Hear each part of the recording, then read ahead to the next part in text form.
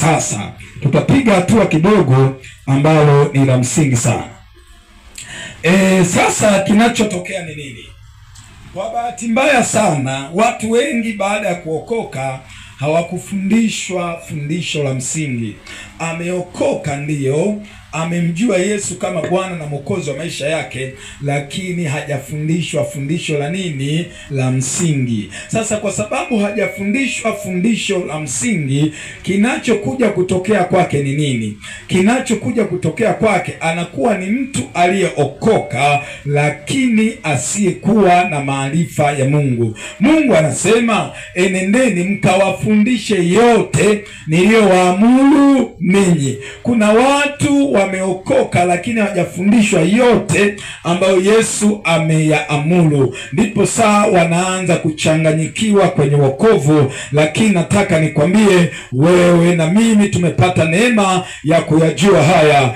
Kumbe kabla ya kuanza kupewa chakula kigumu, anaanza kupewa nini? Maziwa. Sawa Sasa watu wengi baada ya kuokoka wakaanza kupewa chakula kigumu. Yaani ameokoka leo, alafu baadaye alivyookoka tu hajui msingi wa imani ulivyo. Ghafla anaanza kuambiwa aliyekuloga fulani. Kwa hiyo huyu anaanza kubeba panga na kwenda kumkata yule aliyefanyaje? Aliyemloga. Lakini angefundishwa fundisho la msingi la Yesu Kristo, asingebeba panga. Angeelewa kana kwamba kushindana kwetu sisi si juu ya damu na nyama, bali ni juu ya falme na mamlaka na wakuu wa giza hili na majeshi ya pepo wabaya katika ulimwengu gani? Wa mwili, si ndio? Wa nini? Wa roho. Tunashindana kwenye ulimwengu gani? Wa roho. Haleluya. Katika ulimwengu wa roho kuna ulimwengu wa nuru na ulimwengu wa giza. Sawa sawa Sasa tuone. Ndio. Heri walio maskini wa roho, maana ufalme wa mbinguni ni wao. Heri walio maskini wa nini? Wa roho, maana ufalme wa mbinguni ni nani? Ni wao.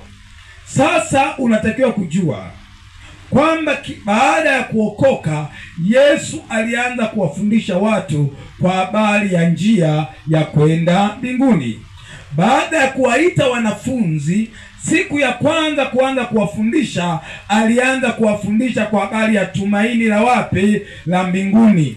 Kumbe mtu baada ya kuokoka, kabla hajafundishwa kanuni 50 za kupata uchumi, kanuni 100 za kupata ndoa, kanuni 100 za kupata hivi, ni lazima aanze kufundishwa kwa habari ya nini afanye ili aweze kwenda wapi? Mbinguni. Sawa sawa Sasa basi nilishangaa sana nilipokuwa nasoma mahali hapa, anasema heri maskini wa roho, kwa maana ufalme wa mbinguni ni wao. Sasa nataka nikwambie, fahamu Yesu baada ya kubatizwa na Yohana katika Yordani, alichukuliwa na Roho Mtakatifu kwenda kuomba. Akaenda kuomba wapi? Kule mlimani. Amefunga siku 40, akapata majaribu yote akayashinda.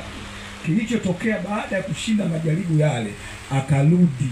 Sawa Akarudi akaanza kuhubiri.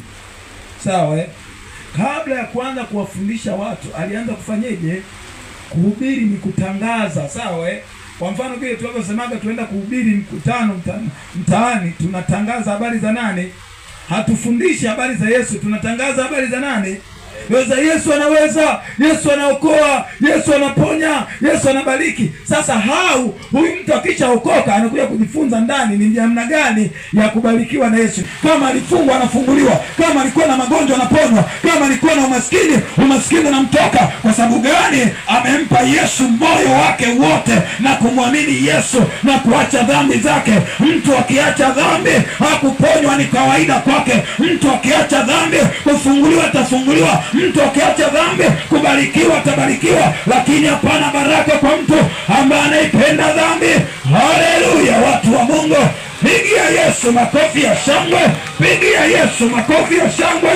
Unakwenda mbinguni na Yesu anarudi kuchukua kanisa lake. Haleluya. Fundisho la Yesu lina maana sana kwa kanisa kuliko kitu kingine kiwacho chochote. Sio kwamba vitu vingine havina maana, vina maana kwa sehemu yake. Ndio maana Yesu angeamua kusema nataka tu habari zangu zienee, angeishia pale, zimeenea. Angeenda msalabani kuchukua nini? Angeenda msalabani kuchukua nini?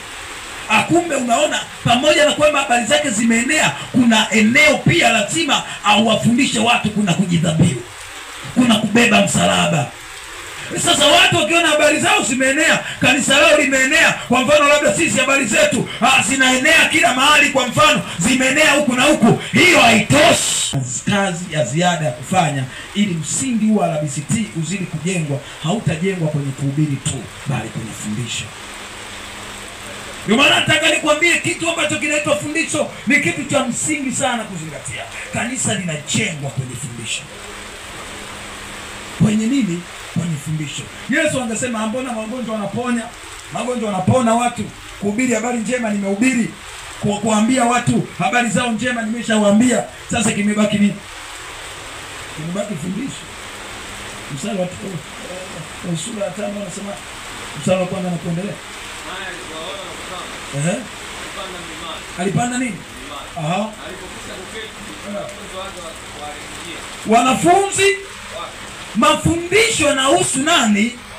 Kuhubiriwa kuna wahusu nani? Makutano. Sijakusikia wewe. Wanaohubiriwa ni nani? Makutano. Mafundisho yanahusu nani? Wewe hapa sio makutano, wewe ni mwanafunzi. Unahitaji fundisho. Hauhitaji kuhubiriwa tu, kukwambia ubarikiwe, uinuliwe, usonge mbele. Hiyo ni kukuhubiria, kukutangazia matangazo. Makutano wanapewa matangazo, alafu wanakuja kwenye nini? Kwenye darasa ili wawe nini? Wanafunzi. Unanielewa vizuri?